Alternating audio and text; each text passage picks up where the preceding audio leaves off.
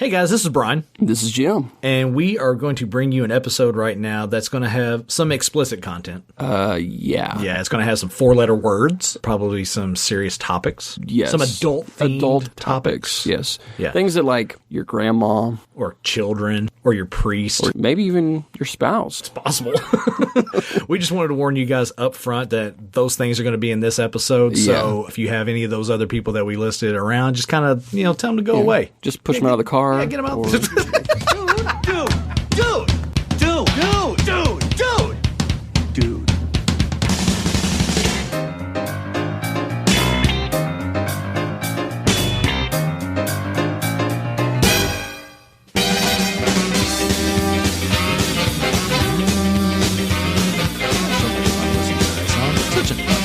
Hi, guys. Hi. Welcome to the Dude What Movie Review Podcast. Dude, what? I am one half of the hosting squad, Mr. Brian Sumner. Sitting across the great big divide on the other side of the room, Mr. Jim Miller. Say hi, Jim. Hi, Jim. We are coming to you from the 2420 West Studios on a breezy, overcast Evansville morning. Rainy. Almost, Rainy. a little bit. Storms last night, I think, in some areas. Yeah. The ground was wet. It was nice. Yeah. Slept with the window open. Felt great. Yeah. The house fan pulling the air through was actually really pleasant. Went to sleep pretty easily. I've missed your weather report. I'm glad you're reintroducing those. So. Yeah, they've been so epic in the past. Just nothing but bile and hatred towards the Evansville weather. Yeah, it's horrible Welcome here. To the suck it's zone, absolutely horrible here. I hate it. I cannot stand it. I hear people like live on the West Coast are like, oh, we don't have seasons here. It's always like 76. Oh, I feel horrible for you. I feel so bad for you. Yeah, they're wearing hoodies and it's 70-degree weather. Spend 1 week in Southwest Indiana and you will change your tune about having stagnant weather. Seriously. We've discussed it here before. It goes from mid-80s, it'll drop down into the 30s, you'll have a tornado on Wednesday, you'll have a flood on Thursday, and then 6 inches of snow on Friday. Yeah. I don't want to hear anyone's complaints about having mid-70-degree weather. Yeah, it's like living with a schizophrenic off their meds, basically. That should be Evansville's new slogan. It's just walking outside. What shade of Mother Nature am I getting today? God. Anywho, we're here to cover another film today like we do here on the show. We give you guys a new way to look at some of your old favorites, and that is by watching a film that I have never seen that I should have already seen, but we're going to get to that here in a minute. Jim, how the hell have you been? I'm good. Yeah? Yeah, I think. I mean, I see you're rocking your bandana today. I am. It's a, hey, I'm not combing my hair this morning thing. So, it's good, man. It's like, obviously, I'm choosing not to talk about our job on air. That's my New Year's resolution, right? To not talk about work ever? Yeah, ever. Yeah. It's just something I do. I don't want to talk about it ever again. Right. But then I've been going home, right? So I've got three kids. You know, the oldest is 6. The youngest is a year and like a couple months. Right. And, dude, it's crazy town. It is crazy town. Like last night, Fridays are usually, that night is when Kyla and I will hang out. We'll watch a movie. We'll order some dinner, something like that. Yeah. I was trying to get into the freezer to get an ice cream sandwich after dinner. And I was like, why is this door so hard to pull open? Well, I don't know if you know what magnetiles are. They're like little plastic building tiles that have magnets on all sides of them. Right. Well, Isaac, our youngest, has been taking all the magnetiles out of the magnetile box and sticking them on the fridge, but sticking them between the doors. So literally, like, from the ground up to like 3 feet up into the air, from the ground up, is just magnetiles in between the doors. That's hilarious. I was like, okay, like this is like, it's kind of like having a lock on a fridge, I guess. But so yeah, that's the world I'm living in, man. I've mentioned it before, and I'll gladly say I do not envy you at all. I do not. Yeah. Whatsoever. We have our little 6-month grandson at the house. Yes, I said it. Yes, grandson. I say it out loud, and it doesn't matter how many times I say it out loud. It's still like a gut check of reality.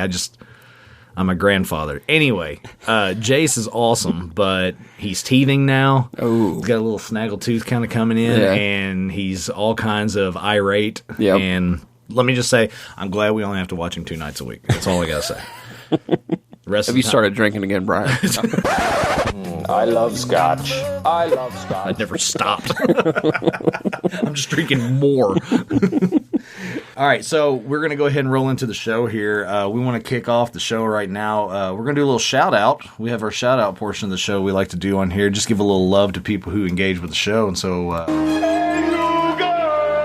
we are giving a shout-out this week to an old friend of mine, Mr. Tim Hagg. He lives up just south of Indy. I believe it's Columbus is where he lives. Okay. He used to work down here. We've talked about Tim on the show before. He's actually given us some good fodder to talk about on the show. If you guys go back in the archive at dudewhatpod.com, click on the archive and go back and find, I believe it is our first Dude Table discussion way back in the archive. Oh, yeah. And we actually talk about a number of things, but one of the things we're talking about is the Pennywise effect that we talked about, where you can't see anyone else playing a certain character. Like Tim Curry kind of notched that out for himself for a while, but then Bill Skarsgård came along and it's like, whew, okay. Yeah.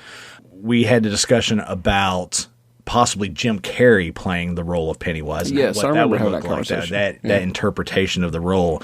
So he sent me a text and posed a very interesting movie-related question. I wanted to get your take on it. I thought we would have some fun with this. We know that right now, Thor: Love and Thunder is being filmed right now, and I'm still kind of not sure if that's going to be a series or if it's going to be an actual movie. Now that Disney Plus is a thing, it's kind of like... I'll be honest, I haven't researched into it. I'm kind of one of those things with the Marvel. I'm just like, give it to me. You know, whatever you give me, I'm going to go with. I don't read into it. I don't try and get spoilers or anything. It was my original understanding was going to be a movie. I think it is going to be a movie, but it's going to have Chris Hemsworth reprising the role of Thor. Natalie Portman's coming back to reprise her role as Jane. Chris Pratt's coming back as Star-Lord. I mean, it's going to be good. I think Russell Crowe or somebody's supposed to be a part of that. And that's the interesting part I wanted to get to. Okay. Russell Crowe does have a small role in the film. Yeah. And I don't know how it started, but apparently somewhere along the way, actually might have been Chris Hemsworth's wife made the joke that Chris Hemsworth and Russell Crowe could actually play father-son. Oh. Okay? Yeah. But then it started evolving into there's going to be a sequel to Gladiator with Chris Hemsworth playing Russell Crowe's son. No. And it's like, yeah, that sounds awesome. But then if you use your big brain, you're like, hold up, that kid died. Right. That's why I was just, as you're saying, I'm like, no, like. Right. But apparently, like legit, from everything that I've read about it, there was talks about a Gladiator 2 movie where Russell Crowe's character has kind of moved on to the great beyond. Yeah. And now he's kind of fighting his way through different dimensions and stuff. Like it's going to take like a full fantasy turn. And I wanted to get your take and your opinions on, first, the idea of Chris Hemsworth being like Russell Crowe's son and playing that role, and what if that could even be a possibility at all. So unless he had like an estranged son with the Queen or something. Right. Well, and some people have said that as well. I mean, I could see maybe like that, like a... Didn't they have like a past relationship? She kind of had a thing for him, I think, but he was very like focused, like he was a very honorable man in that aspect. So I could see it maybe where he's like a little brother. Yeah, maybe. Like you said, he's an honorable man. The idea of some kind of illegitimate child out there would just not play well with the character. Right. To me, here's the thing. Gladiator was one of those movies that, like, it really doesn't need a sequel. Yeah. Maybe you could do a prequel where Chris Hemsworth could play a younger Russell Crowe, like rising up through the ranks and stuff. But here's the thing, though. The Russell Crowe character, he was relatively young in that film. He was. I mean, you got to think he was probably, mid-30s at that point? Yeah. Honestly, I don't know.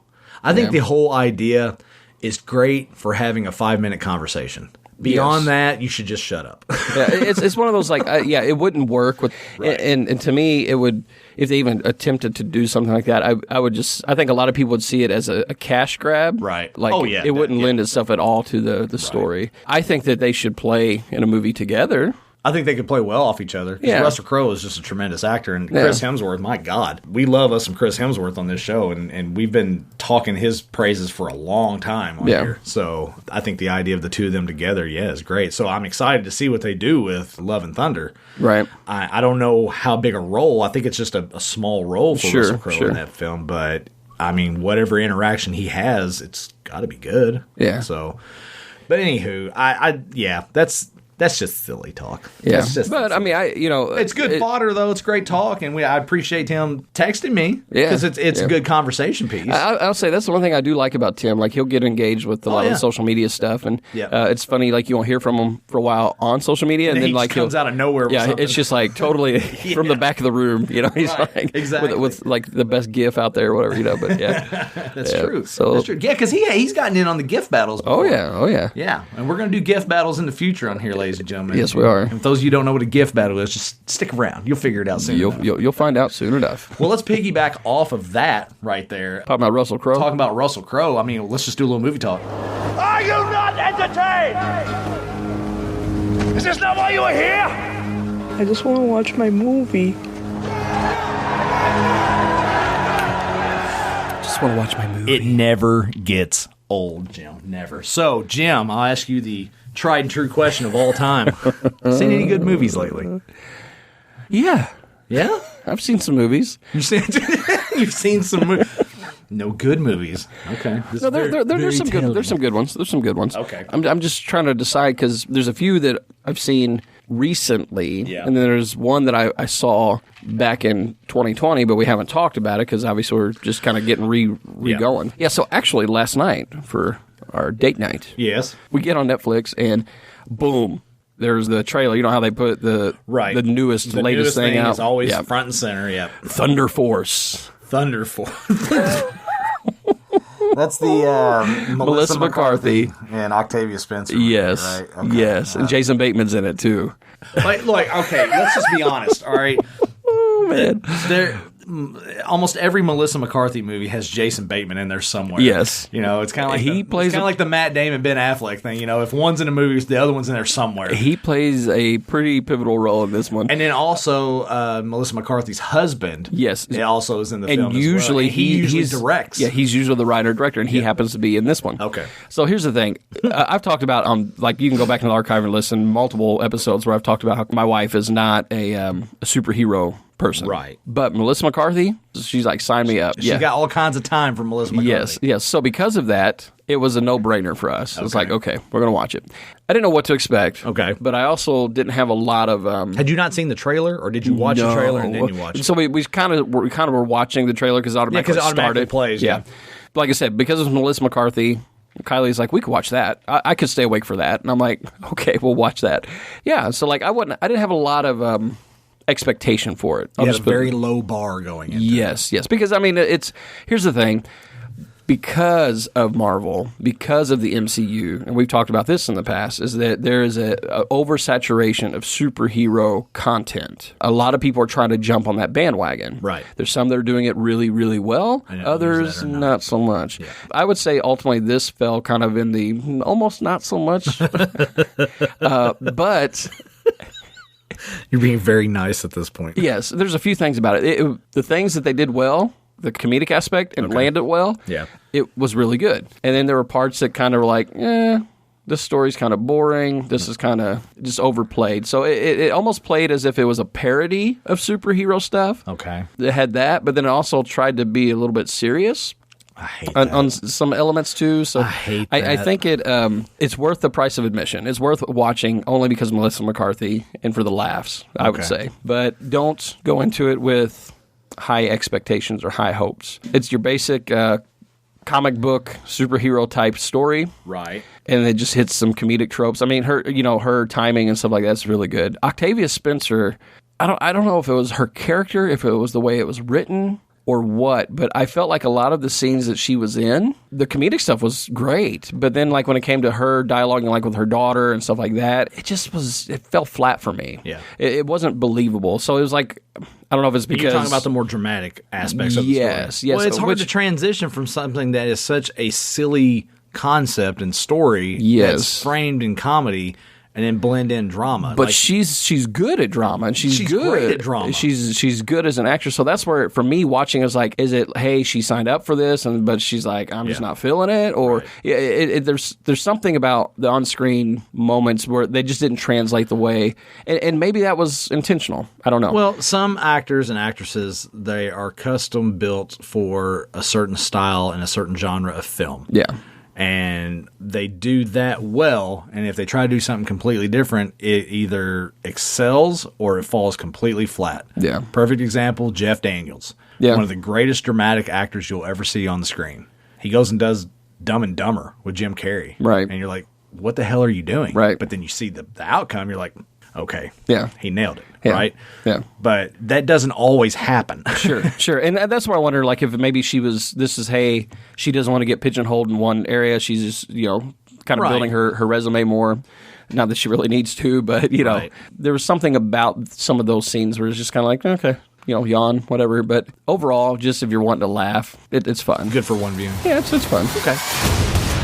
You look good. You look great. What have you been up to? Let me show you. I've been developing a genetic platform that will allow us to give ordinary people superpowers. Let's see what these powers can really do. Everyone just stay calm and no one's gonna get hurt. Em, stop! You're cooking them from the inside out! Oh, man. Please don't film this, sir. It's a mistake. Thunder Force, remember it. Yeah, so that was my Friday night. But Right. have you seen any good movies lately? Well, I've seen movies. Yeah. Well, the majority of the films that I have that I've written down, I mean, these are all movies that we watched during the pandemic stuff and whenever Yeah. we were just all at home and Right, for the right. most part, nobody was going out doing anything. It's like, well, we got a crap ton of movies we can watch here Right, at home. right. Speaking of Octavia Spencer, Yeah. there's a movie I wanted to talk about. There's a movie called Ma. Oh, I think I remember seeing. I remember seeing the posters and stuff for it. Yeah. But is that a horror thriller? It's kind of like a. It's kind of like a terrible movie. Oh no! No, it's all right. No, like the concept had so much promise to it. It started off kind of, I won't say light, but it started off as like just a quirky kind of like out there kind of movie, but then it just got disturbing quick and kept getting disturbing and just remained disturbing. Like, Yeah? all the way through it. Like disturbing, like it was meant to do that, but you were, or It was meant to do that. It was meant to like mess with your mind Okay. a little bit. It was meant to kind of have you wondering what the hell's going on, and it was meant to have you kind of wonder where the mindset of the main character played by Octavia Okay. Spencer was, Okay. where her head was at. Right. Okay. And where her head's going, like what is happening with this person and how did it come to be? It did build. Like there's one thing about like a suspenseful kind of like a thriller style movie is you want it to build. Right. Like from the very beginning you want it to build. Right. And build and build. And then you want it to deliver on the end. Right. It didn't deliver on the end. Very disturbing movie with a very shitty ending. Really? Is what I wrote down. Felt like it was building and building to finish. That was such a letdown. Decent concept. Execution of the concept was not good. The idea of the film, like when you see it, you're like, man, this is going to be like terrifying. This is going to be like scary. Yeah. And you start watching and you're like, it's not really as scary as you think it is. When you first start watching it, the character herself, she's at like a liquor store and these teenage kids are trying to get her to go buy liquor for them. Okay. And she's like, no, I'm not doing that, whatever, Well, she ends up doing it. But she sees that as they want to hang out with her and stuff. So she keeps doing it. Gotcha. Well, they are just using her to Sure. get alcohol and stuff like Right, that. right. Well, then she like allows them to come out to her place. She has this house out in the middle of nowhere. Has like a Gotcha. basement area. And she's like, y'all come out here. I got this, if you're going to drink in the safe place. Don't be driving, going anywhere crazy like that. Gotcha. Just sit here and drink and then, sleep So it she's off. coming across as just a Yeah. hey, kids are gonna be kids, and let's kids are going to be kids. I'm going to be your bud. Yeah. But then she tells them, she's like, don't go upstairs. That's my space. Don't Yeah. go up there. Yeah. Of course, at some point, sure. they Yeah, go somebody up goes up there. there, yeah. It's Yeah. a plot point, right? But as the story keeps going and going, like she starts buying like more cool stuff to put in the basement, and like lighting and like a ping pong table and all Gotcha. that. Yeah. It's kegs, and then eventually it becomes like the place to go. And it's Right. like you find out why she's doing what she's doing, and you find out like there's this trauma from her past. Sure. And it builds. But then once it gets to the end, like when it's finally the story's starting to wind down, it's just like, what? You just Yeah. scratch your head. You're like, well, that was like a waste of time. Right. And I hate movies that are like that. So do you man. feel like it was more posed as a thriller type deal, but it should have been more of a drama, or is it just like, what do you think was it missing? Was it the acting? Was it the story? Was it just the directing? It was the writing. It was the writing. Honestly, Okay. it was the writing because it was like they built and built, and then they spent you spent all this time building the story, Yeah. and then you spend like 2 minutes finishing up the story. Gotcha. And it's like, come on, don't be Gotcha. so damn weak with your writing. Yeah. You know, you can put a little bit more effort into it. Than So is it like one of those? It's like, hey, we need to finish this up somehow, and they just it's like they looked at their watch and they're like, oh, we should probably wrap this up pretty quick. gotcha. You know? Gotcha. It's like it makes you kind of some stuff under the rug, tuck that into the closet. All right, we're good to go. yeah. Gotcha. That sucks, man. It does. I mean, There's something off about Mom. This is the most fun I've had in a long time. so what about you? You got any other movies that noteworthy of mentioning? You said you'd seen movies, not good movies. Yeah, you were talking about watching like stuff back in 2020. Yeah. Or sorry, the year that which shall not be mentioned. Never say that again. Don't And mention that. I remember, I feel like we'd even maybe talked about it way back, and maybe it was just you and I talking about it, but called The Lovebirds. Okay. Yeah, so it had Aya Ray, Kumail Nanjiani. It kind of reminded me of Date Night and Game Night mixed together a little bit. Okay. Basically, they find themselves in a situation very quickly of being accused of murder. Okay. They begin this journey through the city, more or less, to find out who actually killed the person that they're being accused of killing. And Gotcha. they find themselves in some very interesting situations. And so their dynamic as a couple, their on-screen chemistry, comedic aspect was really, really good. I remember seeing the trailer for yes. this and thinking that it looked pretty good. Plus, I'm a Kumail fan, so Yeah, man. So it was funny. There were a lot of moments in it that were laugh out loud kind of moments. So the writing and stuff I felt like was really, really good. If you haven't seen it, like I said, it's been out for almost a year now, but you just have to watch it. I'll have to check that out. It's really funny. Is that on Netflix? It is. Awesome. Yeah. He's fucking dead. We know he's dead, but we didn't kill him. He liked to report a murder or whatever. We didn't murder anybody. 1, 2, 3, go. No. Okay, the guy's name is Jabron. Run, Leilani. And the girl's name's actually Leilani. She's running too now. Kind of slow, like she's wearing heels that look actually amazing. What else you got over there, man? I'm just going to talk about one more by the time you guys hear this. The newest reboot and reimagination of Mortal Kombat will have already been released Yes. in theaters and Yes. on HBO Max. Yes. And I am absolutely freaking pumped to see this movie. They have done so great with the trailers and the build up until now. I'm Yes. so excited to see what the finished product will look like. I will say on a marketing aspect, they have knocked it out of the Done a park. fantastic job. And their trailer, holy shit. They've done exactly what you need to do to hype a movie and get you reinvest, like especially something that's a reboot. Yes. You know, and I'm not saying like because the original one was beloved, because you go back and watch it now, it really doesn't hold up that great. Mortal Kombat has had this string of reattempts and Right. more reattempts over the past 2 decades. Yeah. Of trying to tap into that market from a cinema standpoint. Right. In my opinion, really the only luck that they've really had is with the Mortal Kombat Legacy series, Yeah. where they did like these individual shows about the characters along the way, and it kind of played into this overall story arc. But even then, I mean, it was small sampling, you know, very, very small sampling. Yeah. To see them actually redoing it and Yeah. tapping into the story, and from what I can gather so far from the trailers, they're doing it right. And I'm Right. so excited about that. I'm so pumped for that. Well, I'll say, like, this gives me hope for video game movies. Right. Like, 'cause I remember, like, even with Rampage, like, which I didn't even realize was a video game until after the fact, after I'd watched it. Yeah. But, like, you know, there's a lot of movies where they're based off of video games and they have a lot of hype around them. Yeah. But they fall flat. But this is one of those where watching it, it's like, they're doing this right this time. You can feel it. The problem with adapting a video game to the big screen is there's like this immediate desire to take what the original story was and the original presentation and put it exactly the way it is on screen. Right, and right. all the bells and whistles and everything without actually taking the time to think, okay, we have this story, we have the bones, let's take that and let's redo it, but let's not stray too far from the material. Let's give the audience, let's give the fanboys, let's give all the diehards Right. what they want from the Right. original, but Right. we also got to tweak it and give them a little bit more for the general going audience. Yeah. And this would be the first Mortal Kombat movie that is actually a R rating.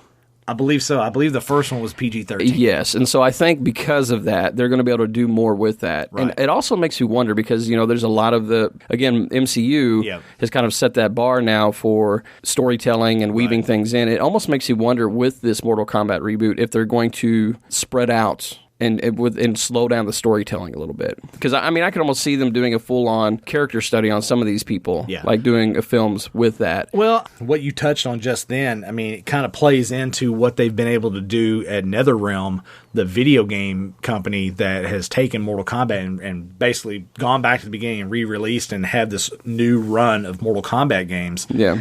Where the games are story-driven. Okay. The fighting's a given. Right. You can do fighting. Right, yeah. But what's the story to it? Right. And that was the cool part about the original Mortal Kombat video game is like you had the fighting, which everyone loved. You had the fatalities everyone loved. Right. But if you read like the little snippets about the characters, right, especially if you won the game, you get to see what happened to their characters. Right. There was this whole story that never got told. Right. But it looked really cool. Right. Yeah. You're like, this looks awesome. Yeah. But I think they're trying to tap into that aspect of the original game, but then they're also trying to draw from what NetherRealm has done. Yeah. And it's like, let's take these characters and let's tell a really badass story with it. Right. And I really hope that it translates to the big screen. From the trailers, it looks like it's going to. Like right. It looks like they're doing everything right. Yeah. That's what happens whenever you protect a story. Yeah. The story saves all. Yeah. And I think if you protect the story, especially as something like a video game adaptation, that's why I have so much trepidation about the video game The Last of Us. Yeah. Which they're in, I think, pre-production with that or something? It's in pre-production right now. It's going to be an HBO series. I have huge trepidations about that because the story itself, and this isn't me just fanboying out, the story is perfect as it is. Yeah. The characters are perfect as they are. Yeah. The performances are perfect as they are. Yeah. So to have someone else do a reinterpretation of it and redo it, to me, is sacrilege. Yeah. It doesn't matter how good it ends up being. It's going to be really hard for me to accept it on the same plane as the other one. I hope it's good, but we'll see. Mortal Kombat, very, very excited to see. Very, very intrigued how they handle the story and what it's going to end up being, and it just looks fantastic. Yeah. Throughout history, different cultures all over the world reference a great tournament of champions. That dragon marking? I think it's an invitation to fight for something known as Mortal Kombat. So anyway, Mortal Kombat, pretty excited about that, man. It's going to be fantastic whenever it comes out. Like I said, but you guys listen to this right now, should have already come out, I believe, on the 23rd. Yep. They pushed the release date back. I don't understand why. I think it had something to do with other movies that were being shown in theaters. So they didn't want to compete with it or something, so they pushed it back a week. That's all right. We're patient fans here. Yeah. We're patient here in the Dude What universe, you know, so we're waiting for Mortal Kombat. Like I said, by the time you guys hear this, it'll be out. Hopefully you guys have seen it, and I can't wait to talk about it. So let's move on to the next part of our show, what we do here on the show, Jim. We are a movie review podcast, right? Not just a movie review podcast. We review movies that I have never seen that I should have already seen. Yeah. And when we last left off, I gave Jim some categories. You did. And what category did you end up choosing on that, buddy? I chose Tom Cruise, of course. That's right. The dreamy Tom Cruise. It just made sense. For those of you who don't know, episode 4 in the archive. Literally, yeah. Like, I mean, he's been with us. He's been with us since very beginning, really. Yeah. His episode was the one that was the introduction of the box. It really was. We're coming full circle here. It is full circle. It's kind of unintended full circle. Right. That's hilarious. All right, so what movie selections did we give out of the Tom Cruise category? You gave me 3. Yeah. They all have Tom Cruise in it, obviously. Well, that's what we do here. Yeah. So the first one you gave me was The Firm. Right. Which is a 1993 drama thriller based on a John Grisham novel. Obviously, it has Tom Cruise, Jenny Triplehorn, Gene Hackman's in it. It was nominated for 2 Oscars. Yeah, the second one was Risky Business, a 1983 comedy drama. Obviously, Tom Cruise is in that as well. Is that Tom Cruise in it? Yeah. Rebecca De Mornay, I can't even say her name. Directed by Paul Brickman, nominated for a Golden Globe. Yeah. And then you got Jerry Maguire, 1996 comedy romance, directed by Cameron Crowe. Tom Cruise is in that. Yeah. Cuba Gooding Jr., Renee Zellweger also won an Oscar. Anyway, Brian. Yeah. What's in the box? Oh, what's in the box? Well, the box is right there on the chair. Help yourself to it there, buddy. I like how you got rid of the streamers. We've upgraded to construction paper. Yeah, construction paper. Risky business. Risky business, baby. All right. It was funny because we did our last episode, The Outsiders, and you were talking about Tom Cruise and how not too long after that film he did Risky Business. And I was just kind of softly chuckling in my head. Yeah. So, fun fact. Yeah. I've never seen Risky Business. Hey! Our first official Dude What movie of the new relaunch of our show. This is awesome. So early on, too. This is great. I know. Now, I'll be honest. I was a little nervous. In my head, I was like, I know that he's seen Jerry Maguire. You don't know that. But then I was like, do I know that? Because the times in the past that you've mentioned Jerry Maguire are scenes that everybody knows about. Yeah. So then I was like, he's going to have to get the bleeper out. And so I... Hey, you know what the best thing about that is? I still don't know. You still have no clue. I still don't know. That's the best part about it. I know. But Risky Business, man. Yeah, so that's a movie that's been out for a while, obviously. Right. I feel like I remember an iconic scene from it, but I think it's just because I've seen it played in like every VH1 flashback. And I don't remember much about it. Why have you, because it's not about me, why have you not seen it? I don't know. I just haven't. Now, I will say this is one of those films, like we've established the parameters here on the show for these movies that we cover. It's got to be a movie that I've seen from beginning to end, that I can remember, not an edited version like on TV or something. I think I have seen parts of this on TV when I was super young. Yeah. But beyond that, I don't know. The scene that you're talking about that I think maybe I've seen as well, we'll get into on the back half. Sure. But I think I know what you're talking about, and I think it is from this movie, but I don't remember. Yeah. So we're going to find out. But why I haven't seen it? No good reasons, man. Just haven't seen it. It's definitely one of those that a lot of people talk about as far as in his early years. So right, yep. It's Top Gun and then Risky Business. So. Top Gun. 80s Tom Cruise already on our show isn't doing very well. So sorry, Tom. Sorry, Tom. But maybe we'll see how it goes on this one. Yeah, I'm excited, man, to do a full-on Dude What movie since we both haven't seen it. This will be fantastic. We're going to have a lot of fun with this. We'll see how it goes. Yeah. We hope you guys are going to have fun with this. And this is where we invite you guys to hit pause on the podcast right now. Yeah. Go get you a copy of Risky Business. You can't rent it. Stores are closed. Can't do that. Yep. Get on your streaming services. Go to Walmart. Go to Target. Find a copy of Risky Business. Sit down. Watch it with us. That's what we're going to do. We're going to sit down. We're going to watch it. I'm going to take a bunch of notes. Jim's going to take a bunch of notes because he's never seen it as well. And we're going to come back on the back half after the montage, and we're going to chit-chat about it. Compare notes, see how we feel about it. And you guys can gather your notes together, see how you feel about it. And then get ready to either cheer us on in our breakdown of the film or get ready to write a very strongly worded letter to us in an email and tell us how bad it is. And we're going to tell you how you guys can email us on the back half. So strap yourself in. This is going to be a lot of fun. I'm ready. Let's go do it. Let's go do it. All right, we'll see you guys on the back half. Joel, you want to know something? What? Every now and then, say what the fuck. What the fuck gives you freedom? Freedom brings opportunity. Opportunity makes your future. So your folks are going out of town. Tomorrow. You got the place all to yourself? Yeah. What the fuck? Darling, as far as the house is concerned, just use your best judgment. You know we trust you. Hi, Jackie. This is Joel Goodson, 345 Remsen Glencoe. Hey. I'd like a good time in my home tonight. Bye. This guy, Guido. He's a manager? That's right. Or a pimp? Well, now that's quick, Joel. You always been this quick, or is this something new? I don't believe this.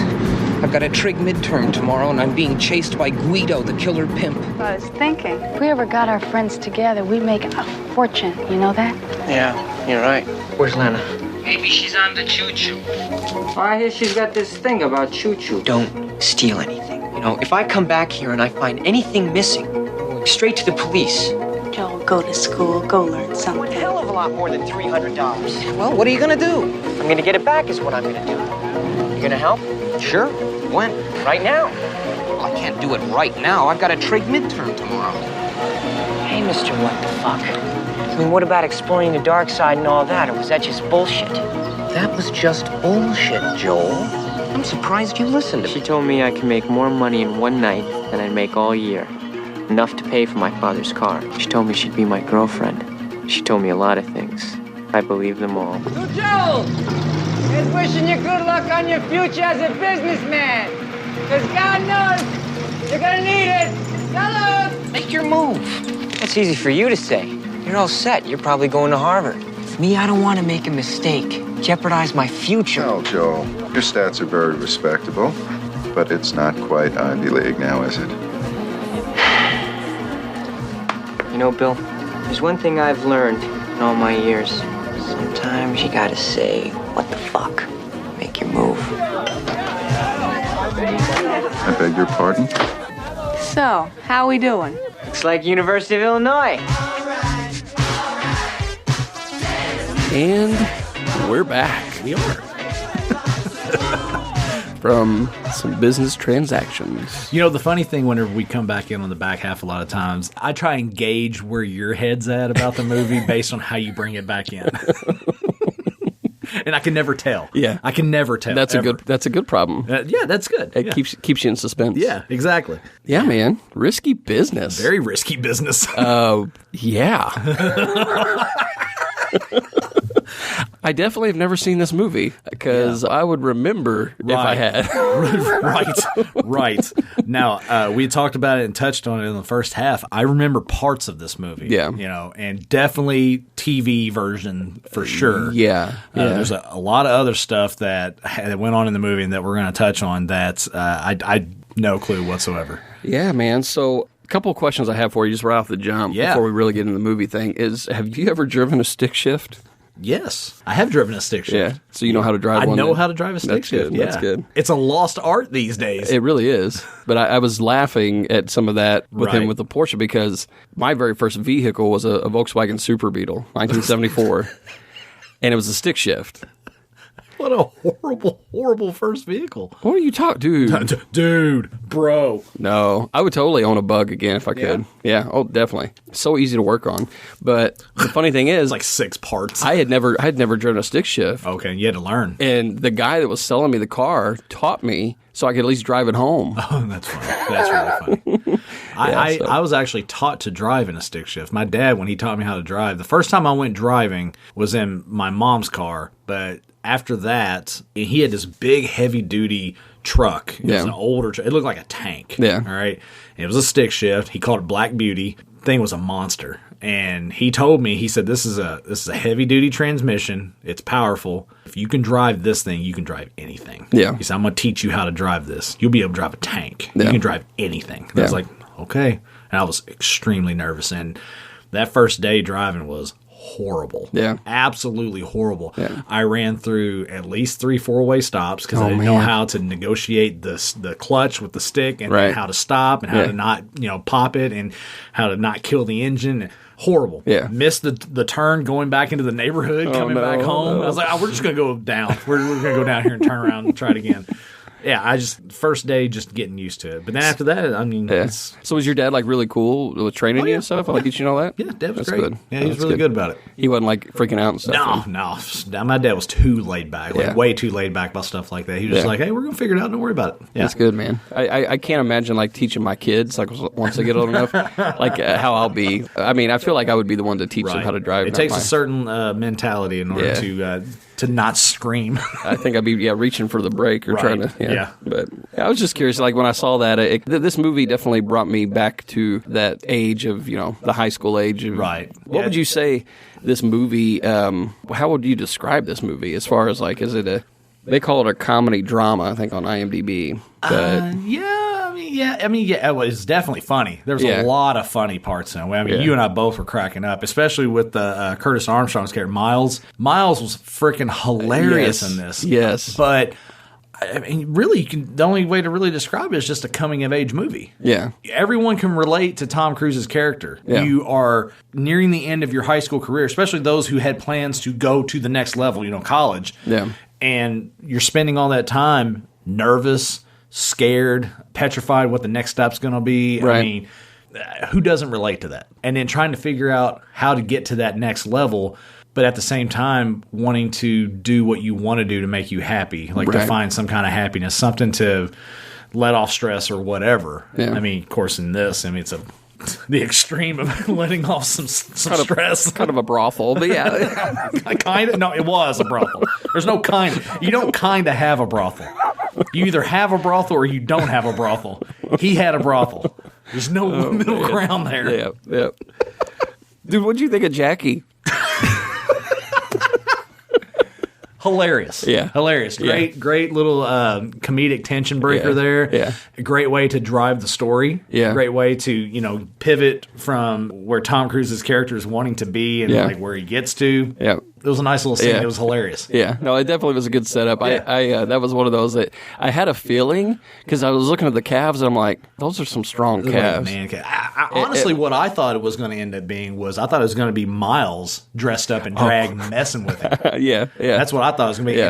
And then like when he leaves, and then Lana would come in or Jackie would come in. Right. Yeah. But no, it was good. You talk about Curtis Armstrong, dude. What a supporting role there. Like, because what I remember him from is more of like as just being a flat out goofball type character. Right. And I was surprised. I was pleasantly surprised because he wasn't that goofy character necessarily.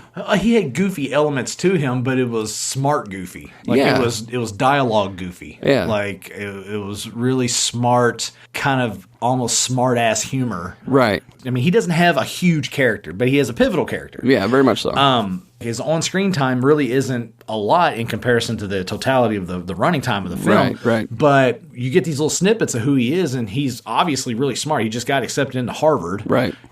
So he's really intelligent, but he's also a smart ass. And he's really funny. So when you combine those two characteristics, I mean, you get some great one-liners and some great dialogue. Yeah. But he was kind of a grounded character. There's a scene towards the end whenever they're having the big night, at the house. Where it was kind of an awkward scene in its setup because it just cuts to Tom Cruise and Curtis outside. Yeah, in the backyard there. Yeah. And you can only assume, I wish that scene was a little bit longer because you can only assume that Tom is like basically pitching to him, hey, go in there and have some fun, Right. It costs a little bit, but, go have some fun. Yeah. And he's like, I don't need to. I get it myself. Yeah. Or whatever. Yeah. But that scene was just kind of thrown in there. Yeah. It was a little seemed off. a little awkward, a little off. But that was like a testament to the groundedness of his character. Right. Like, I don't need this. Right. I'm not like these other guys. Right. Yeah. I'll be fine. I enjoyed his character. I was surprised by it. I think that, to me, that was one of the pleasant surprises of this film. And apparently that was actually his first film role. Was it really? Yeah, like just looking up some fun facts and stuff. It looks like it was like his first film role. Really? Yeah. Wow. And apparently, like in 2020, Domino's Pizza had a commercial that reenacted the iconic dance scene, and the pizza delivery guy was Curtis Armstrong. So I'm gonna see if I can find that. If so, I'll put it in our show notes. But like, oh, it's hilarious. Yeah. Wow. I think I remember that. That's really funny. Yeah. So. Okay, so you would say this is more of a coming-of-age film. I think so, yeah. It had so many different elements, man. I was like, what would you call it? Because I feel like there was more going on with that as well. But right. I don't know. What are your initial thoughts of the movie itself? Just go. Well, I didn't go into it with expectation. I've kind of learned during this little process of doing the podcast to not have any expectations going into this. Right. To just let the film present itself and then judge it based off that. Yeah. But it was hard not to have a certain level of expectation, knowing that A, it's a 1980s film, B, it has Tom Cruise, C, we've already covered Top Gun in our archive. Yes, we have. So going into, I'm like, what are we getting into? Yeah. Because the last time out was not great. Right. Okay. Which you new listeners, thank you for tuning in and joining us on this journey. Yes, I did not have a very favorable review of the movie Top Gun. Go back in the archive. 4. Yeah, episode 4. Go back in the archives and check that out if you want some good laughs. Yeah. But overall, man, going into it, I was like, okay, I hope it's entertaining, and I found myself being entertained by it. Yeah. It was good. Yeah. Pleasantly surprised with, like, it being good, I guess. Yeah. I mean, I guess to that regard, I maybe had some kind of expectation, but I was just hoping it would be good, and I was surprised to see that it was good. And I was like, okay, this is great. Yeah. Which this actually, I think, kind of helped put him more on the map, obviously. This came out before Top Gun. Right. So, yeah. Okay, so another little question for you. Yeah. What kind of business... Let me rephrase this. If you were Brian's senior year of high school, getting ready to go to college. Okay. And Rebecca De Mornay Offer to be your girlfriend for a week. What kind of business would you start? Okay, so she'll be my girlfriend. She's offering to be your girlfriend if you'll start a business for a week. Oh, okay. Well, I don't care what the business is. It doesn't matter. Yogurt stand. Yeah. Freaking an icicle stand. Yeah. Parking cars at a club. I don't Selling- care. It doesn't selling ice matter. water, It doesn't, just be my girlfriend. Right. Please.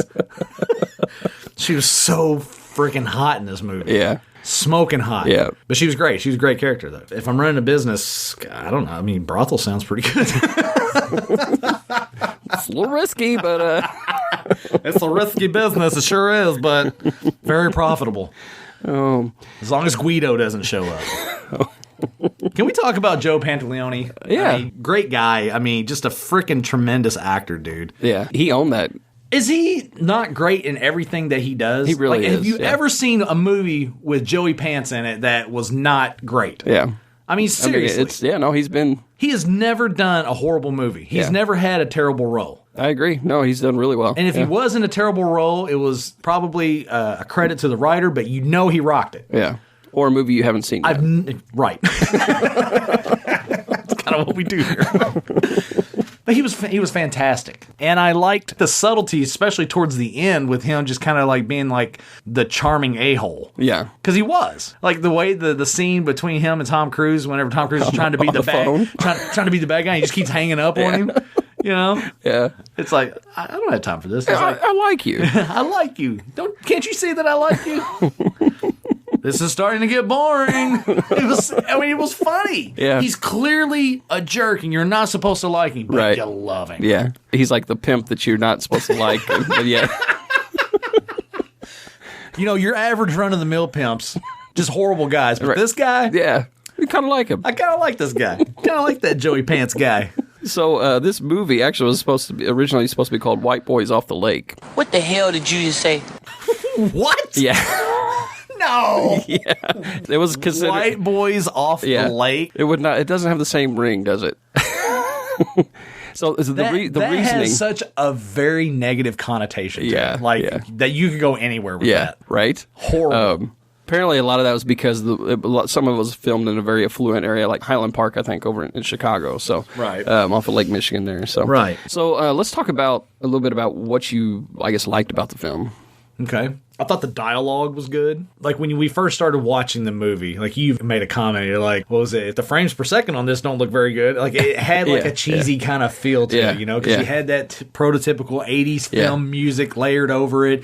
The frames per second were pretty freaking horrible. It looked pretty bad at the beginning. Let's just say, like, I know nothing really about video. I'm learning as I go. And I know absolutely nothing about video, but I can see that. That's one of the things I learned, I guess, last year when I was helping my brother-in-law do some stuff. Is that when you do slow-mo, the frames per second have to be high, right? So that when you slow it down, it slows it properly. And so that's where it looked kind of choppy almost. It was very choppy. But if you go based off the credits and how it starts, you already have it in your head like, what is this going to be? Right, yeah. But then it gets into it. And I must admit, the opening scene, it kind of threw me a little bit. You know, obviously he's retelling something, talking about a dream. Right. And he's talking to someone. You don't know who he's talking to. You don't know what the context of all this is. And it really doesn't make sense until later, until you start realizing that it's just him kind of explaining like all the stresses and crap that he's dealing with. Right. Getting ready to go to college. Right. And so then it makes sense. But when it starts off, it's like, what is this? Yeah. But from a dialogue standpoint, it was good from the very beginning. Like the interactions with his buddies and just the overall interaction between the characters, it was good from that standpoint. Like it didn't lag at all. Yeah. So like the character interaction from the beginning to the end was always solid. Yeah. So that's great. Yeah. The story itself, you know, from a conceptual standpoint, not bad at all. Felt like they executed it, which was good. Yeah. I have nitpick stuff, you know, here and there. Yeah. I wasn't a fan of the scene when he's taking his parents to the airport. Oh, the point of view scene there. The first-person point of view stuff. Yeah. It was not necessary because you literally don't use that anymore for the rest of the film. Right. So it's like, why would you choose to put it here? Yeah. The only thing I can think of in hindsight, especially after the parents come back home and the interactions they have whenever they find the crack in the egg. Right. The only thing I can think of doing that point of view shot that they did was to enforce how his parents talk to him instead of with him. Right. Yeah. But even then, like, it's kind of a stretch trying to figure that out. It was a point that wasn't needed because you're going to cover all that with your dialogue and with the way the scenes fold out or play out at the end. Yeah. So I didn't understand the need for that. Yeah. It was very unnecessary. I'm with you on that. Like, I feel like with that scene, I was like, okay, is he dreaming again? Or is it, like, I was kind of thrown off a little bit by it at first, too. Yeah. I get that, And then, like you, like, I kind of feel like, yeah, it was kind of to set up, this is how his parents are. Yeah. Like you said, like, just kind of their dynamic. Right. I don't know. So, and then, it kind of pulled away from them of like, okay, now the parents are gone. Right. I mean, it wasn't very long, but it was it felt like a long scene because of that. Yeah. No, it did. Yeah. Absolutely. So, I would agree with you on that one. So you said there are a few things you want to nitpick on, or do you have any notes over there, like negatives, positives, things like that? Well, first off, great soundtrack. Yeah. The music was solid through the whole thing. Like, even with I'm using air quotes, cheesy 80s music, for the credits, but it was familiar music. Yeah. And it wasn't bad. Yeah. Like, it didn't feel out of place. Like, it felt right with the movie. So, I can't complain about that. But then you add in, like, Bob Seger, Phil Collins. Yeah. I mean, top to bottom, the soundtrack is solid. Right. Good score and good soundtrack. So, the score was Tangerine Dream. Tangerine Dream, music, yeah. I thought the music was great. Yeah, I thought it set the mood. The music that was composed for it made you feel like you were in the movie. Like, it felt like you were a part of it. It made it feel like it fit and that it was supposed to be there. And that's what you want. You want the music to accompany, not to hinder the actual storytelling. Yeah. I made a note. I wrote down. I'll read the note that I wrote down. You tell me what you think I wrote it about. I wrote down, what the actual hell? I only think I know this because I watched the movie with you. Right. Probably the sex scene at the beginning. That is correct. Yep. Which, I mean, with the doors blowing open and look, all right, come on. We get it. There's a certain level of symbolism there, okay? He's a teenage kid. He's got stresses. He's going to college, blah, blah, blah. He's blowing off some steam. He's letting off some steam, Bennett. Let off some steam, Bennett. Listen to me carefully. You're an idiot! You got the hot Rebecca De Mornay there. She's got her leg propped up. She's wearing a dress, no panties. Yeah. I get it. Yeah. You don't need the door to blow open like you're in the middle of a freaking tornado. Like, I almost wonder, like, it definitely added a comedic aspect to it, I think. It was not necessary. No, it was not. And here we go. Here we are, two 1980s Tom Cruise movies with sex scenes that have ridiculous setups for absolutely no reason. You got a door blowing open, leaves and debris and all kinds of other shit flying in while he's getting it on with Rebecca De Mornay.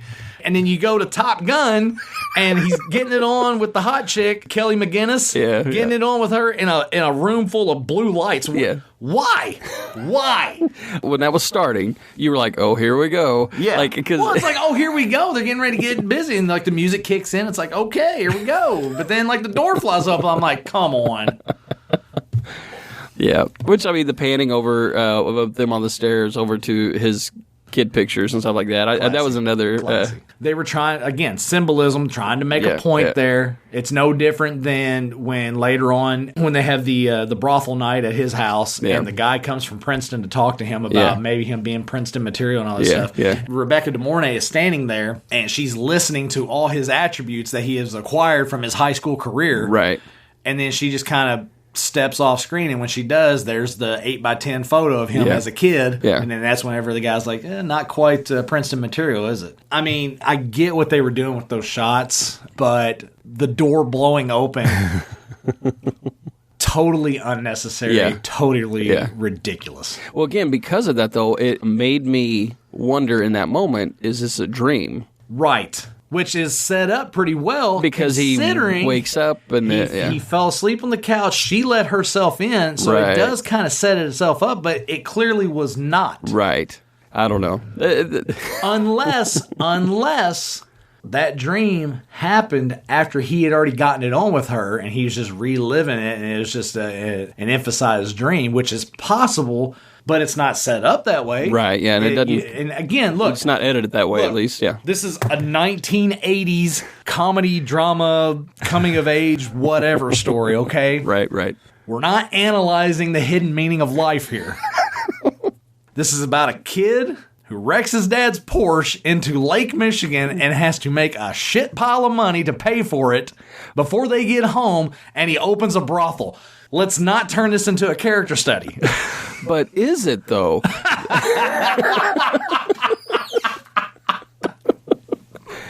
No, I will say, though, that because there is some elements, though, with the fact that this is a rich white kid that, lives in an affluent neighborhood. Yeah. He's got these expectations from his parents and things like that, to where there is this coming-of-age moment, but it's also, I don't know, like he is dealing with this dilemma of the pressures of society, the pressures of his friend group, the pressures of his parents, things like that. And circumstances just lead to a business opportunity. I get all that. Yeah. But we don't have to make it so deep. All right. All right. Fair enough. I mean, look at the freaking look at the cover of the DVD here. Oh, yeah. You got smoking hot Rebecca De Mornay laying on the hood of the Porsche, and you got Tom Cruise's beautiful face here. All right, with his little sunglasses, with his Ray-Bans, with his Ray-Bans right there. All right, look. I mean, I get it. This is what we expect. All right. A little take my breath away action. I got it. But let's not get too deep with it, all right? We don't need to get deep in the weeds on this, all right? Which, speaking of the Ray-Bans, actually... Really no need for symbolism. Little fun fact here for you. Gotcha. And I laughed about this. You'll understand why here in a second. Apparently, the Ray-Ban Wayfarers increased sales by 2,000%. Oh, I don't doubt it. After this movie. Well, you bring that up, but we also talked about on Top Gun. Yeah. The same thing, how, what was it, bomber jackets? Yeah. And enlisting into the well, even in his sunglasses. Yeah. I mean, product placement, buddy. You slap whatever product you want on him, automatically you're going to get at least a 200% increase in your profits. I wonder... how much he would charge to wear our T-shirt. If we can get a Dude What shirt on him. I would love to see him in the new Top Gun movie wearing a Dude What shirt. That would be hilarious. Dude, once we get shirts made, I'm just going to mail one to him. Dear Tom. With love. You take our breath away. Put this on next time you play volleyball. Anyway. No, he didn't wear it. He didn't wear a shirt when he played. No, I know. We got to give it to Goose. Poor Goose. Poor Goose. We keep talking about episode 4, but you can't not. Stick around for a double feature. Oh, man. Horrible. We're off the rails. That's all okay. Right. All right. Well, okay, so did you have any other notes over there? I mean, I got a few more other notes, like just funny stuff and some observations. Like dirty socks. His parents made such a big deal about not dirtying the house up and all this stuff and not, messing with the stereo. It's not the settings on the equalizer, And he comes in there dancing, sliding around that floor. His socks are dirty as hell. Yeah. Come on, Mom. Yeah. You need to do a better job cleaning your house. Right. Horrible, horrible, horrible. And whitey tighties, come on, guys. Right. Really? Which, I mean, dude, that whole scene was improvised. Did you know that? I did not know that. That is obviously a very iconic scene. It's been spoofed so many times. I think that is probably the scene that really kind of catapulted him into the mind's eye of the public with regard to his popularity on screen. Yes. I mean, you got this very attractive young man, great actor. He's going to be a tremendous actor. Right. He's already pretty good right now, but he's going to be a tremendous actor down the line. Out there shaking his groove thing. He's out there shaking the bacon. Yeah. And he's a little whitey tighties. Little whitey tighties, yeah. And showing it off for the world. I mean, during the 80s, with the demographic for this movie, how could you not make him a superstar off that? Yeah. Like, if that didn't make him a superstar, someone somewhere is not doing their job right. Well, so the interesting thing, though, is like in the script, it basically just said dances in underwear. And I mean, everything else he improvised. So they didn't bring in a choreographer or anything. It's literally, he grabbed the candlestick and was like, let's see what we can do. That tells you everything you need to know about Tom Cruise, right? Honestly. Yeah. I mean, at that age, go out there and improvise us. What do you got? Oh, we're just going to go ahead and make you a superstar now. Yeah. How about that? Yeah. Yeah. So obviously, iconic role or iconic scene. And I will say, like, I noticed, I was like, man, he looks really, really young. Of course, he looked young in the last episode we talked about with The Outsiders. He looked way younger in The Outsiders, in my opinion, because he just had there was like I mentioned, I said like looked like baby fat. Yeah. He was a little like not pudgy, but just he had a little more to him. Yeah, and it gave him kind of like a babyish kind of look to his face. This one a little more trimmed down, but definitely young. Yeah, but apparently a lot of the trivia type stuff or whatever out there is that he actually put on a little bit of weight for this role as well to stay young. It doesn't look looking. like it. But I felt like he kind of looked the same in The Outsiders. So I thought he looked heavier in The Outsiders. I thought he looked trimmer in this one. Really? And I thought they did a really good job of making him look older by just parting his hair. Yeah.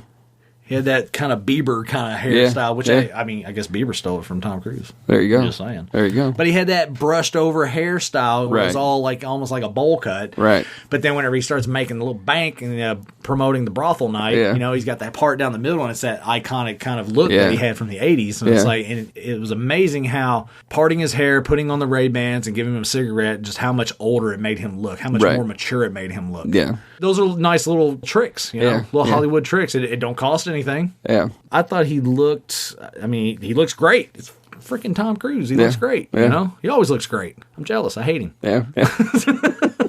Anyway, man, so...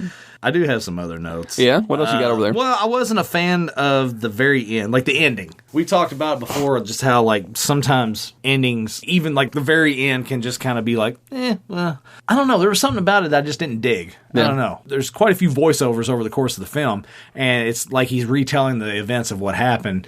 But he's retelling the events of what happened to Rebecca De Mornay, which is kind of silly because she was there for probably 80% of it. So it's like, why would you need to have this retelling of that?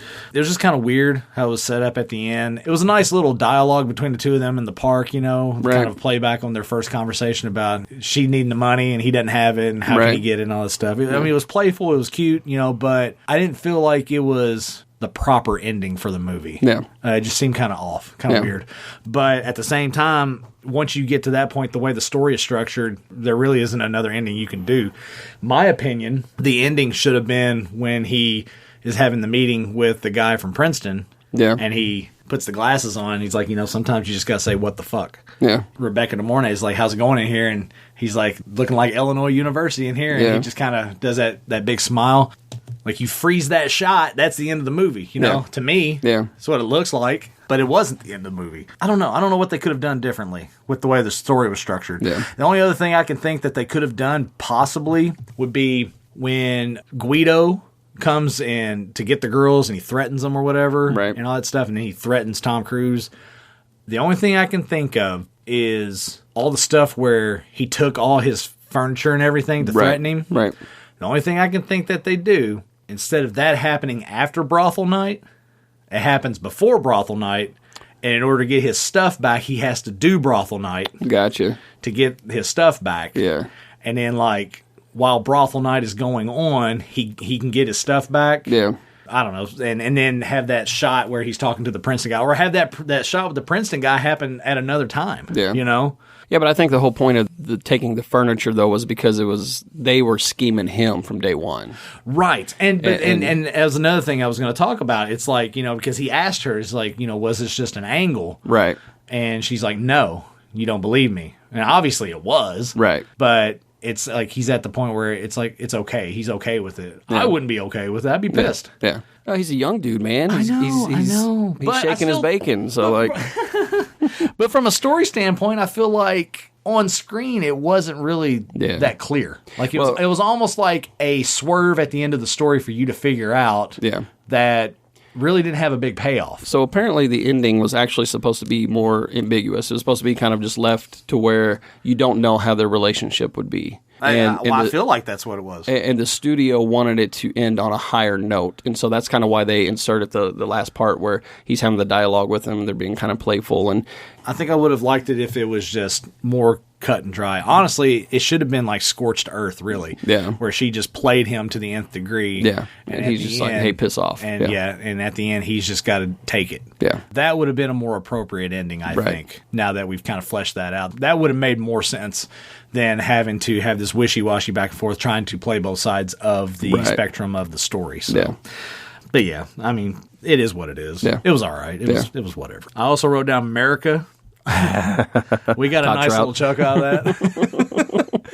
He's getting it on with Rebecca De Mornay in his dad's office with the TV on. There was just American flag flying on there. Nothing more American. There's nothing more American than nailing a call girl in your dad's business chair.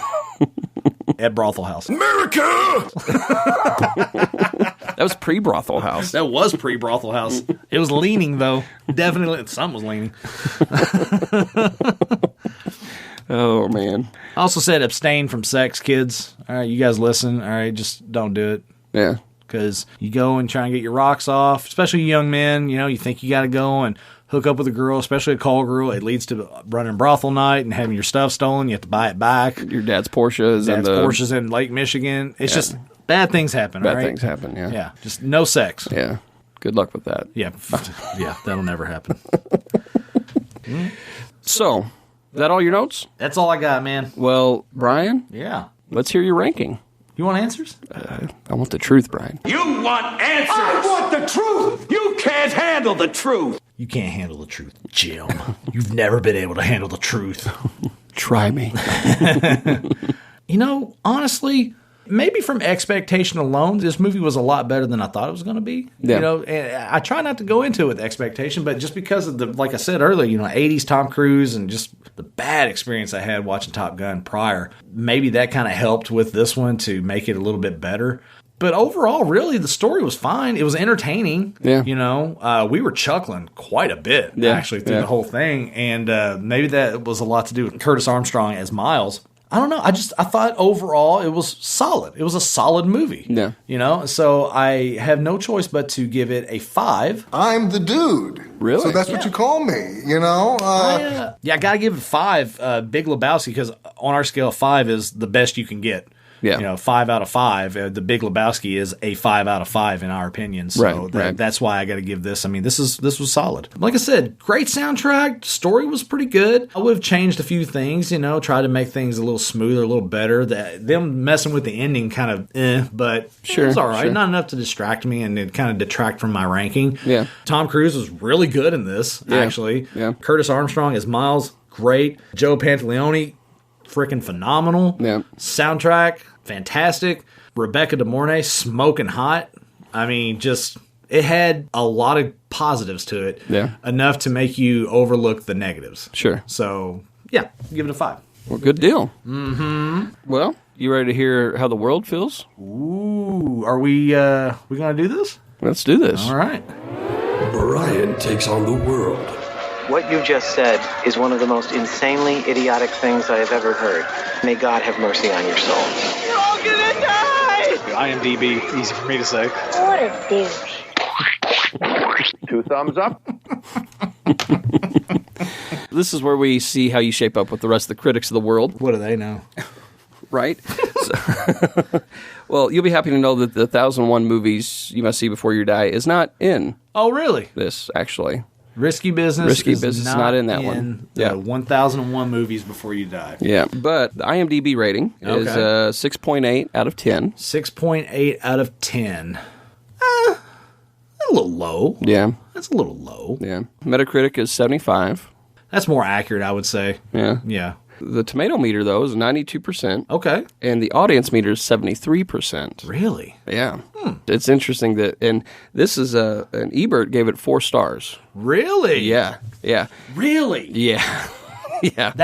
That surprises me. Yeah. That really does surprise me, honestly, because I figured this would be on his scale, like maybe a 3, maybe. Yeah. But a 4, that's, wow, that's saying a lot. So what he kind of said, one of the quotes or whatever I pulled from that review was that one of the smartest, funniest, most perceptive satires in a long time was what he had said about it. Okay. He had pretty much high praise for it and 4 stars and all that, which is interesting because you gave it a 5. Yeah. Which is our top. It's our top. What I was thinking about it, like, because I hadn't seen the movie, I would give it a mid to high 4. Okay. I don't know. I would probably line up more with the IMDb crowd and maybe the audience crowd as well. The audience is a little low, and it just goes to show you that this movie in particular doesn't have a high nostalgic value. Yeah, Because if it did, it would probably be upper 80s, low 90s. That's usually how that goes, though, isn't it? Yeah. So obviously critics really like it. The audience is not. Yeah, they're like, it's okay. It's all right. Which is interesting, but I found it entertaining enough to where, I would want to watch it again. It had enough humor and enough of a compelling story to want to watch it again. Right. So, like I said, Tom Cruise, Curtis Armstrong, Rebecca De Mornay, everyone did their job in this film. Yeah. And it was entertaining. Even Bronson Pinchot. I mean, geez. Freaking Balky from Perfect Strangers. Right. Hilarious in this. No, yeah, and he didn't awesome, have a ton of dialogue. No. But what dialogue he had, he made it work. Yeah, he did really well with it. Yeah. So, no, it was good. It was good. You don't have to fight the world too hard this time. Good. So, well, awesome, man. You normally, at this time, give me 3 categories. I do, yeah. No movie suggestions today. We got a 5 on the ranking. There's no need to give any movie suggestions. Just go check out Risky Business. It's good. It's a good movie. I think you'll enjoy it. So now, time to get ready for the next episode. This is what we do here on the show. I give Jim 3 more categories. From those categories, he'll narrow it down to 1. And in that category, there will be 3 movie selections, one of which we will cover on the next episode of the Dude What Movie Review podcast. But it could be 2. It could be 3. Right. Could be just the 1. You don't know. Wait, I don't. You'll never know. You'll never know. Until maybe like 5 seasons from now. Possibly. It's possible. We're going to get them all done. All right. Are you ready for your category, sir? Yes, sir. Let's do it. All right. First up, Liam Neeson. Ooh. We're fans of Liam Neeson here. We do like Liam. That Dude What. Yeah. Second category, cop flicks. Okay. And your last one, sports films. Ooh. Because I know you're an avid sports guy. Oh, yeah. There's nobody more sportier than me. You're as sporty as Sporty Spice. I am sporty. All right, Liam Neeson, cop flicks, or sports films? Make your selection. Oh, man. Tough choice. Liam Neeson, cop flicks, sports films. Yes, sir. What to do? You know what? Yeah. Let's do sports flicks. Oh, yeah? I think so. All right. Yeah. Sports films, your selection. Are you ready for your choices, sir? I think so, yes. All right, first up, The Mighty Ducks. What? What?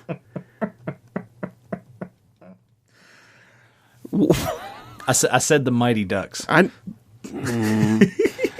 Okay. Your second selection, Happy Gilmore. Oh my gosh. You know it's bad. You know it's bad. Whatever. Like, I'm not a sports guy. We've talked about this on past, I'm not. You don't even know what we originally stemmed out of a sports network, and I still don't know why they let us stay on there because I brought them down so much. But, dude, okay, anyway, sorry. Go ahead. What's the third one? Space Jam. Oh, my God. Run those down one more time. No. In the sports flicks category, The Mighty Ducks, Happy Gilmore, and Space Jam, one of which we will cover on the next episode of the Do What Movie Review podcast. Can I change the category? No, you can't. Too late. You made your selection, sir. All right. Wow. So that brings us to the end of the show. We want to thank you guys for tuning in. New listeners, thank you so much for tuning in, checking out the show, subscribing. Go ahead and leave us a review. Hit that 5 stars. We really appreciate that. 5 stars. You have no idea how much we would appreciate that. And you guys that are old listeners that are sticking with us, you have no idea how much we love you guys. Seriously, you guys are awesome. You're the bedrock for what we do here. Cannot thank you guys for sticking with us through our ridiculously weird schedules, our ups and downs, our relaunches, our stops, our starts. You guys are fantastic. We love you guys.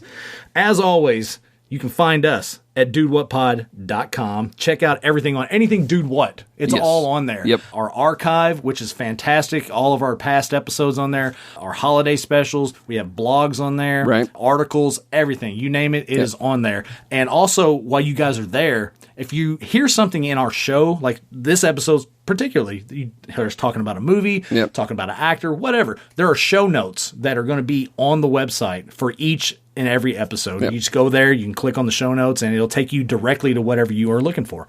Good stuff on there. You can drop us some lines. Hey, you guys, at dudewhatpod.com. That's right. Email us. Yeah. We'll read it on air. Yeah. We'll read everything. We don't care. Follow us on all the social media outlets, Instagram, Twitter, Facebook. Just search for Dude What Pod. It's really easy to find us. Yeah. Especially if you just want to have movie talk with us. Right. We engage with everyone. We've been having a lot of really good social engagement on Facebook lately. Yeah. A lot of people diving in on these. You got these Monday musings that you've been putting out, which has been a lot of fun. Yeah. Basically, little quotes from certain movies or whatever. Yeah. And we get a lot of interesting feedback and talking on that. Yeah, talking about movies with rain the other day. Yeah, movies with rain. Yeah. It's like such a random thing category to throw out there, but we actually had a ton of people talking about it. There were some movies I was like, that doesn't have. Oh, yes, it does. Like, it didn't have rain in it. But yeah, like I said, just Twitter, Instagram, Facebook. Just search for @DudeWhatPod. Really easy to find, or just search for Dude What Podcast. You can find us. Yep. We made it so easy for you guys to find us. You have no excuse not to interact with us. Yeah, just know that it's on everything with black background, orange Dude What. Black background, orange Dude What. That's all you got to look for. If you see anything else that says Dude What, that's not us. Yeah. Imitations, all right? Yeah. Often imitated, never duplicated. Yes, am I right? That's right. That's right. We are done here. We're going to go ahead and get on out of here. I don't think I have anything else. You got anything else, Jim? I think I'm good. All right, I think we're good to go. We love you guys. Thanks for tuning in. We really appreciate it. And we'll see you guys on the next episode. Bye, guys.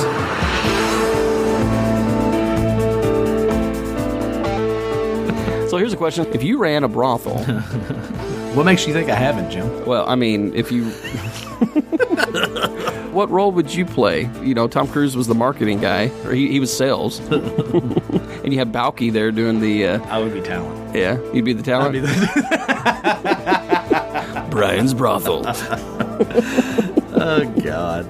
I don't even know how to answer that. Yeah, you could be production.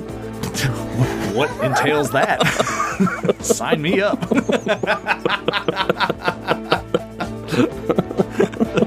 Anyway, that was kind of a random. That was kind of random. I didn't write that down. That was one of those just off the cuff. But,